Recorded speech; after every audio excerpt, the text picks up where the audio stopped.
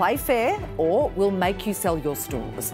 That's the ultimatum our supermarkets face if the opposition wins the next election. So, will it bring down prices?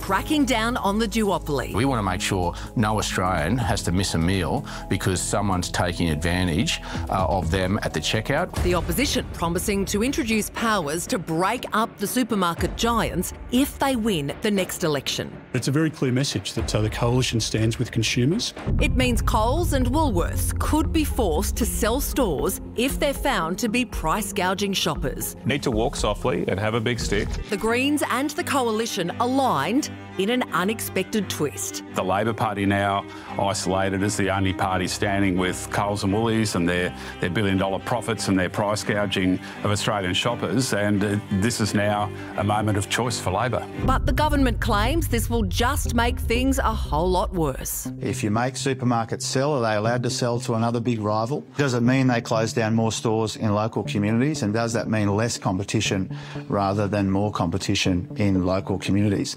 Currently, we have rules that make it difficult or impossible for big players to buy others. Some of the smaller players might buy in, but it's also completely new firms would enter the market, including overseas firms. Last month, the government announced its own code of conduct with billion-dollar fines for supermarkets behaving badly, but ruled out divestiture powers. The government at best is going to slap them on the wrist with $187,000. I mean, they can pull that out of any one of their tills to pay for that. You've got to have something that keeps them in check. This is not going to push up prices. More competition lowers prices. The ultimate winner will be the Australian people. But as the pollies bicker, Mr Albanese has yet again demonstrated a complete lack of leadership. Coles has to sell, guess who'll buy it? Maybe Woolworths.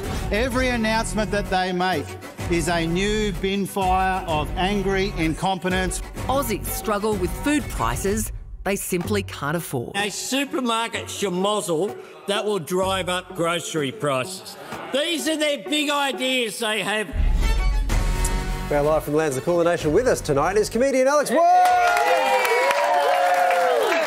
This is exactly the story you came for. Yeah, this is it. I'm going to be honest, I only took in about half of that. I haven't eaten since the supermarket started fighting. Yeah, it's been too emotional for me. That makes sense. Take a stand. Yeah. Is this really going to work? What, the divestiture thing? Yeah. How does it work? What's the trigger? When do they decide to break them up? Yeah, when enough is enough, you know. Would be... Sorry, they're different questions. Well, no, when is enough with these supermarkets and they can step in and break them up? I feel like you're asking... Anyway, it doesn't matter. The basic thing would be about price gouging. Yes. So the ACCC would have a role in trying to figure out when price gouging has happened, and that's when a divestiture power might be triggered. But beyond that, I don't know exactly how it works. Yeah, but would that be on one grocery line or would that be on one product of price gouging? Remember there was a parliamentary inquiry about this and they came out with a whole suite of ways you could try to judge it, and some of it would be to do with looking at the increase in supplying the goods and whether the price connects to that, and that had a whole list of things you would check. I agree it's a tricky sort of area, but it has been done overseas, the price gouging element of it, and there are divestiture powers in industries around the world. That's not a brand new thing.